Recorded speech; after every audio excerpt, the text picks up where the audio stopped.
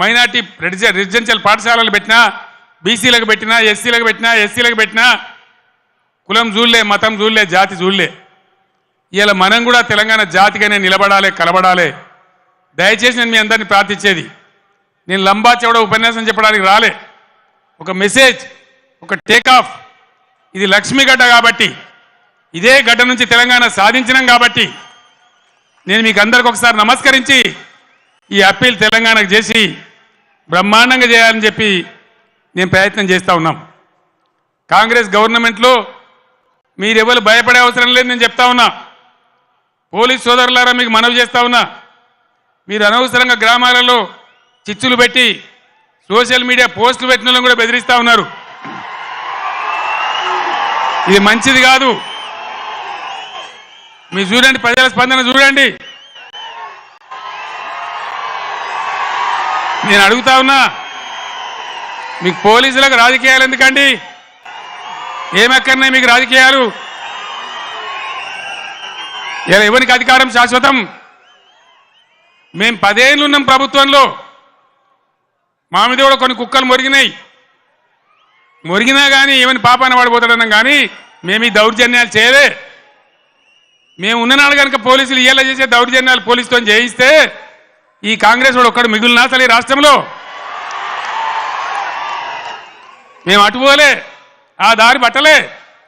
మేము ప్రజల సంక్షేమం కోసం పనిచేసినాం, 24 గంటల కరెంటు కోసం పనిచేసినాం, పేద ప్రజల ఆకలి తీర్చాలని పనిచేసినాం, ముసలి మురిగ వాళ్లకు 2000 రూపాయల పెన్షన్ ఇచ్చి ఆదుకున్నాం.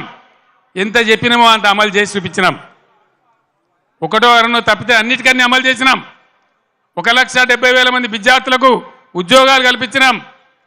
అన్నీ కూడా చేసినాం. సరే, జరిగింది ఏదో జరిగింది. భవిష్యత్తులో ఇప్పుడు జరగాల్సింది, నేను మీ అందరినీ కోరేది, ఈ కరీంనగర్లో నిలువెత్తున తెలంగాణ సోయి నింపుకున్నవాడు మన వినోద్ కుమార్. క్లీన్ క్యారెక్టర్ అన్న వ్యక్తి మన వినోద్ కుమార్.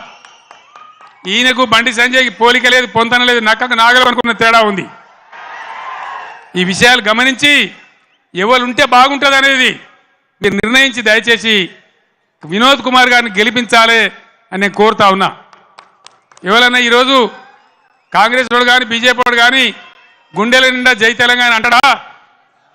ఎవరనాలి? మళ్ళా ఇదే గులాబీ జెండా, ఇదే వినోద్ కుమార్ ఉపన్యాసం మొదలుపెట్టేటప్పుడు ముగించేటప్పుడు 2 సార్లు గుండె పగిలిపోయేలాగా జై తెలంగాణ అన్నాడు.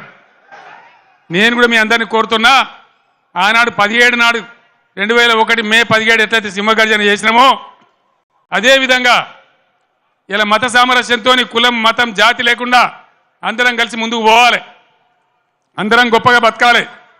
ఇవాళనే రంజాన్ ప్రారంభమైంది. తెలంగాణ వ్యాప్తంగా ఉన్న ముస్లిం సోదరులందరికీ ఈ కరీంనగర్ వేదిక నుంచి నేను రంజాన్ శుభాకాంక్షలు తెలియజేస్తా ఉన్నా, రంజాన్ ముబారక్ కూడా తెలియజేస్తా ఉన్నా. అందరం కలిసి తెలంగాణ జాతి యావత్తు ఏకతాటిపై నిలిచి కుల మతాలకు అతీతంగా అందరం బాగుపడే కోసం మళ్ళా ఈ గులాబీ జెండా ఉంటేనే తెలంగాణకు రక్ష. కాబట్టి ఈ పార్లమెంట్ ఎన్నికల్లో అన్ని స్థానాలలో కూడా మనం ముందుకు దూసుకొని పోవాలి.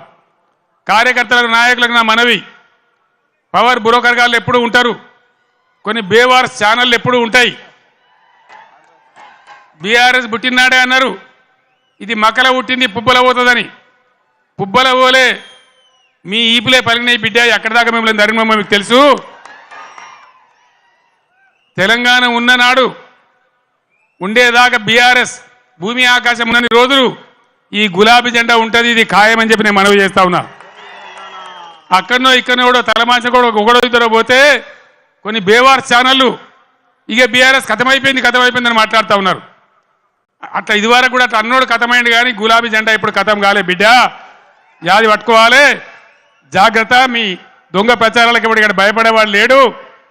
మన కొద్ది రోజులలోనే ఎంత వైభవంగా బీఆర్ఎస్ వచ్చి మళ్ళీ ఎట్లా తెలంగాణను తీర్చిదిద్దుతుందో మీరే కళ్ళారా చూస్తారు, మళ్ళీ మీరే సలాములు కొట్టుకుంటూ వస్తారు.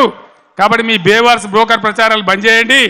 ఎవడో నలుగురు పోతే మనకు పెద్ద పోయేదేం లేదు.